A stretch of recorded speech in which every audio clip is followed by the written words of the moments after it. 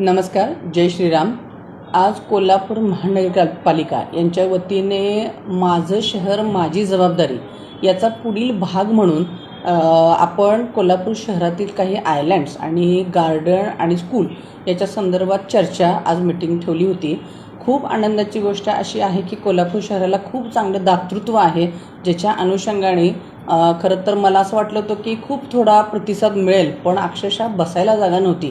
इतका चांगला प्रतिसाद कोल्हापूर शहरवासियांकडून मिळाला, त्याबद्दल सर्वच मी आलेल्या सर्व संस्था, rotary club, Kolhapur first, giants, chamber of commerce आणि खूप साऱ्या संस्था की जे आम्हाला हेल्पिंग हँड म्हणून लाभले, त्या सगळ्यांचे सर्वप्रथम मनापासून आभार मानते।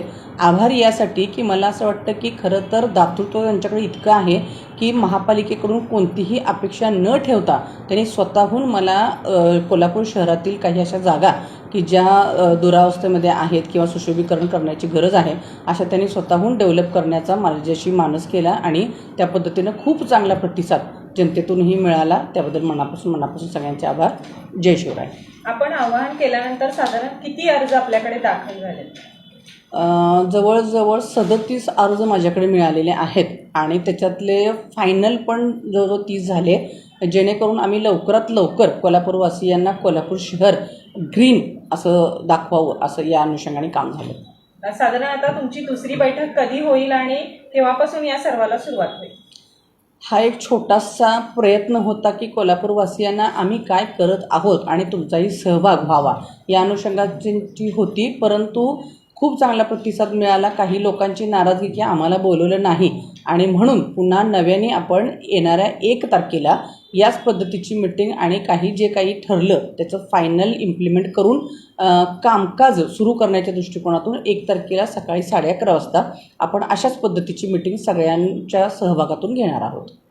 या ग्रीन शहरासाठी शहरवासियांना काय आवाहन करा? ग्रीन शहरासाठी आव्हान हेच करेन की मी एक वाक्य नेहमी म्हणते की माझं शहर माझी जबाबदारी। तर ही तुमची सुद्धा जबाबदारी आहे की कोल्हापूर महानगरपालिका तर तुमच्या सेवेसाठी आहेच, परंतु जर लोकांनी चांगल्या पद्धतीनं मदत केली, सहकार्य केलं तर पुन्हा हे स्वच्छ झालेले शहर घाण होणार नाही आणि कायमस्वरूपी कोल्हापूर शहरामध्ये बाहेरच्या पर्यटकांना सुद्धा येऊन इथं राहावं, थांबावं असं वाटावं, हे खरं तर तुमची सगळ्यांची सुद्धा जबाबदारी आहे आणि म्हणून तुम्ही सुद्धा या सगळ्यामध्ये मला सहकार्य करावं ही विनंती। अशाच नवनवीन अपडेट्ससाठी डिजिटल कोल्हापूर चॅनेलला सबस्क्राईब करायला विसरू नका।